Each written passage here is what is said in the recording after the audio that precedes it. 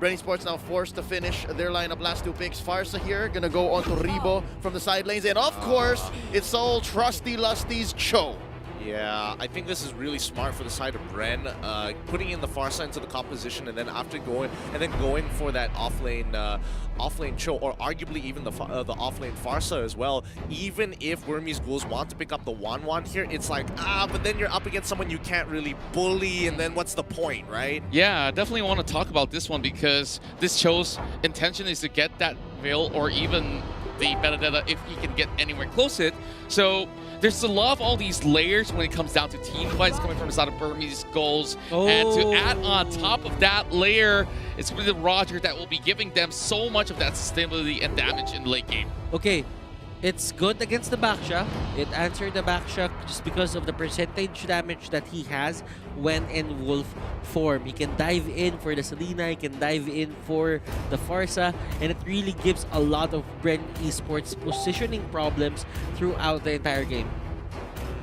Yeah, I don't know. I'm looking at this draft. I'd say it's rather interesting here, but oh, Burmese Ghouls draft. This is the first time I'm seeing their draft and thinking like, man, this is a pretty hard to execute draft in comparison to BREN Esports, and it feels like a change of pace. Yeah, definitely a change of pace, and of course, having a little bit of that scalability definitely helps the side of Burmese Ghouls. But you know, BREN Esports is that team that will press you on from minute 1, and that might just be the trouble for the side of Burmese Ghouls. But well, Butters, this game, I'm pretty sure there's a stance coming in, but I'm liking what I'm seeing from both sides. Yeah, it's just hard to execute for the side of Burmese Ghouls, but BREN Esports still has something simple, so let's see. That's right, ladies and gentlemen, we're going in towards game 2. BREN Esports 1-up. Burmese Ghouls still looking for their first point, and casters, please have the floor. Well, thank you, Aaron Contra, my friend. Now, the reason why I'm saying Burmese Ghouls have a more difficult composition naturally is because of what they have in the lineup. But more importantly, we saw previously when they were up against RRQ. RRQ was like, yes, we want a hard-to-play composition. Burmese Ghouls, I like it simple, and I like it effective. They have 2 executes on their side for Burmese Ghouls, and it really makes a lot of sense just because they want to take Flap TZ as fast as possible. Get his HP on that threshold, press that, and just rinse and repeat. Yep, and they want to do it to everyone on BREN ESPORTS side because they're all high damage output heroes, right? Rebo, even Lusty with the only fast, Carl TZ, of course, the core, and this is currently turning into the most fair metagame of Mobile Legends we've seen in a while, right? Save for those Diggy strats, but right now, Flap TZ dueling with D down bottom. Up top, it's going to be the Benedetta versus the Farsa on Rebo and Ruby DD. Yeah, this might be the first engagement here. Again, we are seeing the Mountain Shocker to get a good idea of how this is going out. Lusty, he sees what's going on off on top side. He's just going to use his G Kundo to get on out of there. As you can see, the Burmese Ghouls have control over that top side, but BREN don't necessarily have to react. I mean, look down bot. They are pushing out D. Oh, now Lusty caught out here. Again, the big rotations by Burmese Ghouls not turning into much. Getting a few hits on this energy shield is Flap TZ and Few, growing their lead by about 400, 500. Very, very small, not yet noticeable. But right now, after this turtle, 2 minutes in, definitely we're going to see an early lead. You can see right now how serious Burmese Ghouls is into taking this turtle. They know when will it come out, and look at this, they have 4 people in the area already. Knock up here by Cho, maybe gonna be telling them, hey, it's ready, it's ready. The blade put in by Kid, taking some damage, is maybe pop the Poissons. Carl TZ, Lusty at less than half health. I think BREN ESPORTS already got what they needed. That's the turtle. Yep, and I definitely think it was a little bit of a macro mistake coming in for the Burmese Ghouls, where they're making the call thinking that they were going to get invaded, but instead BREN ESPORTS take the advantage of this, and you go for the turtle, because again, look at D, he only just hit his level 4, his wave was already pushed in. They realized, oh, we're at a level disparity, only because they were able to push D out at the 2nd minute of the game. Small decisions like this make a huge difference, and Burmese Ghouls will not take that risk.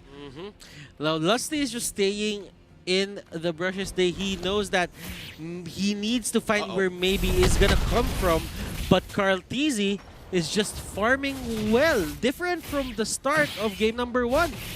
here we go. Way of the Dragon already on top of maybe to get the first pick of the game. First blood goes through. A quick follow-up with the Abyssal Arrow here. And Burmese Ghouls, again, they are just pulling backwards. They're not trying to be too aggressive. And these picks are going to hurt them at the end of the day, considering what their lineup is. Now 3 minutes, 30 seconds in. All heroes on the map have their ults. So now fights are going to get more interesting.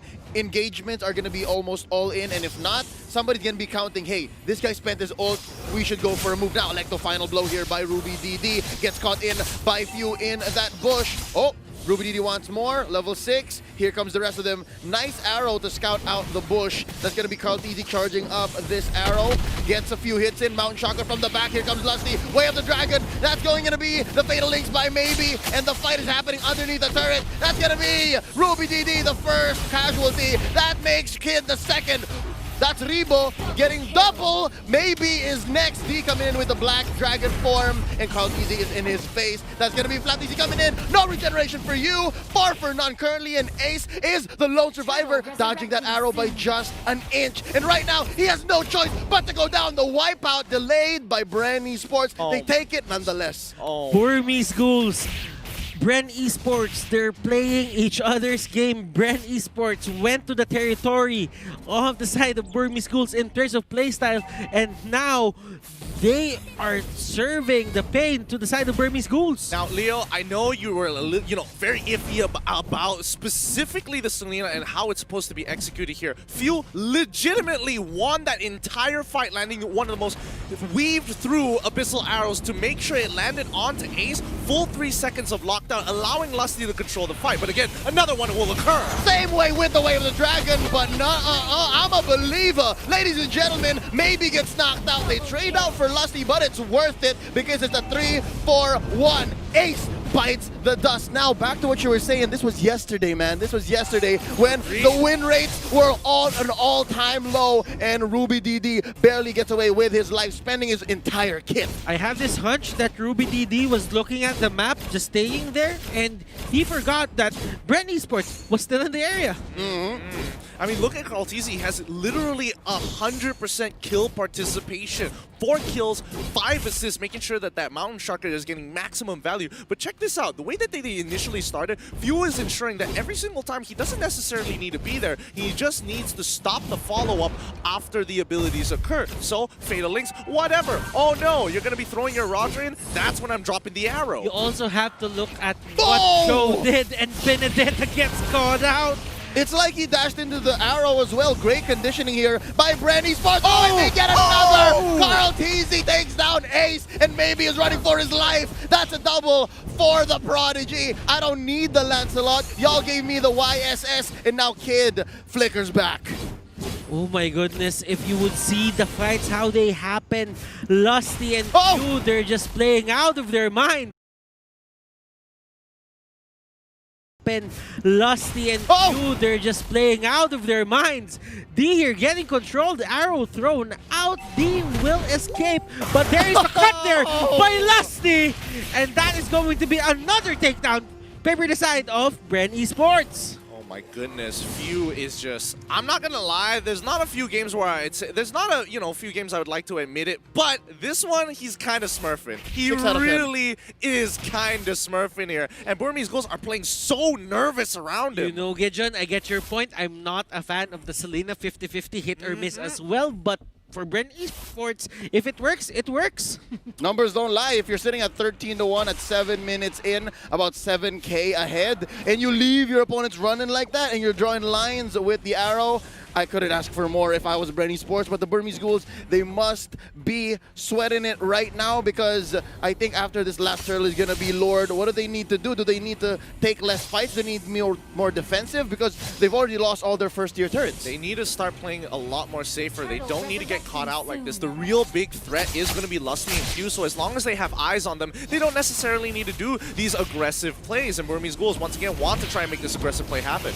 Oh, here we go. The fight has already begun with with the turtle being taken out at the right second. Now D getting caught out in the middle of 3. That's going to be the Poissons in here by Flapteasy, stopping the regeneration. Oh, and we're going to see a triple. Are we waiting for it? That's maybe down by Rebo, and Ace is running away. Oh, he's not going to survive. That's Flapteasy getting him on the rollout. And right now, BREN Esports is feeling it. They could convert to a massive scale. Maybe 2 turrets, maybe 3. Who knows? They're unstoppable in this state.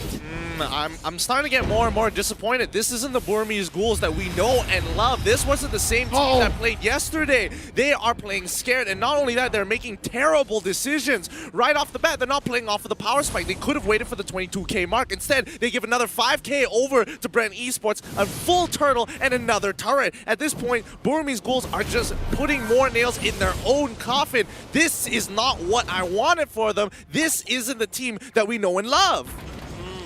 Burmese Ghouls, they need to find a way to stop this bleeding right now. Flapteasy is just zoning out everyone. Even D cannot stand in front of Flap. Flap is level 10, D is level 8.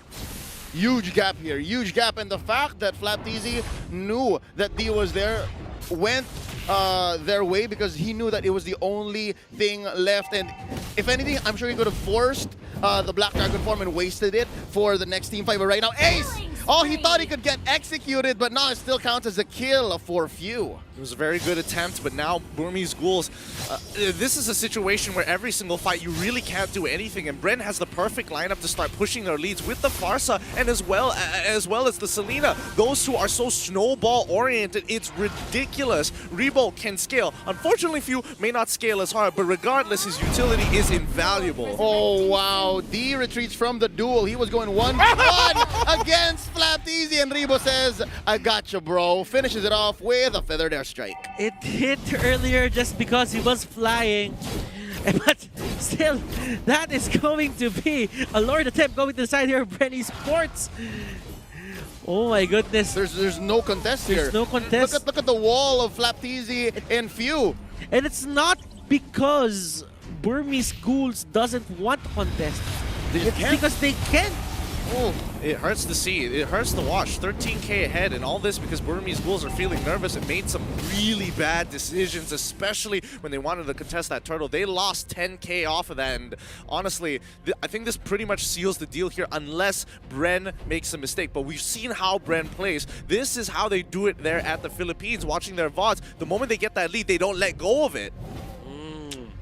Burmese Ghouls, they need to find a way. And what's that way? Just wait for BREN Esports to make a mistake. But how long can you hold on? BREN Esports is going to force you to answer, and here we go. Feathered airstrike here by Rebo. They know now after 3 fights that have just gone sideways, they know that, hey, let's not force it. I know we're under our base. I know that they're certain. But hold up! Lusty with the way of the dragon. Ace gets eliminated. That's going to be the trade, though. Kid takes the show down, and now Ruby DD is feeling his life is in danger. And yeah, that's going to be the push onto mid lane. The inhibitor has been taken down, and they're sieging up top as well. You know, considering the situation, this ain't too bad, but now the Burmese Ghouls, it's an all or nothing push here as D tries to get another pick onto Carteezy. They're trying their best. Ruby DD goes down. The killing spree puts Carteezy in perfect position, and now this was their last attempt to try and go for a fight, and BREN is able to stand up tall. They're going to take all the inhibitors and force out the Burmese Ghouls to take one last fight to ensure they put the last nail in the coffin in this game. Oh, 2 defenders now, 3 in comes Ace, but there's no way taking this inhibitor with them. They're not keeping it, that is. Oh, I'm wondering if they can finish here. BREN Esports, they're all here, all 5. BREN Esports, they're gonna try, but there are a lot of buffs onto the side lanes, and they're just gonna go for the all-in. Yep, Kid taken out here. Carteezy barely surviving. The shutdown onto Flapteasy. Oh, Ruby DD feels it. He can shut down Carteezy, and indeed he does. The execute pops the Yusun Shin, shutting him down 9, 1, and 8. Hold up, Rebo and Lusty, they're not done. Oh, what an alley-oop by Few from down south. It's just D left here to defend, and I don't think he can do it. Black Dragon form. He's gonna try. He's gonna try. He's going in for Few, and he knows that there's a wave here. Feathered airstrike by Rebo. Feathered airstrike by Rebo. Lusty knocking him up. There's some shy energy, but it's not enough. That's the wipe out. We're waiting for a wave of minions, and here's one defender. Here's Kid. What can Kid do? Flame shot here by Few. He's gonna knock him up in just a matter of time. Ladies and gentlemen, BREN Esports takes game number 2. Back-to-back wins scored by BREN Esports of the Philippines. And the Myanmar side could not respond to this call. Like what Butters mentioned here, they tried to even go in for those sort of objectives, but they understand they're a little bit too far behind after a couple of all these fights.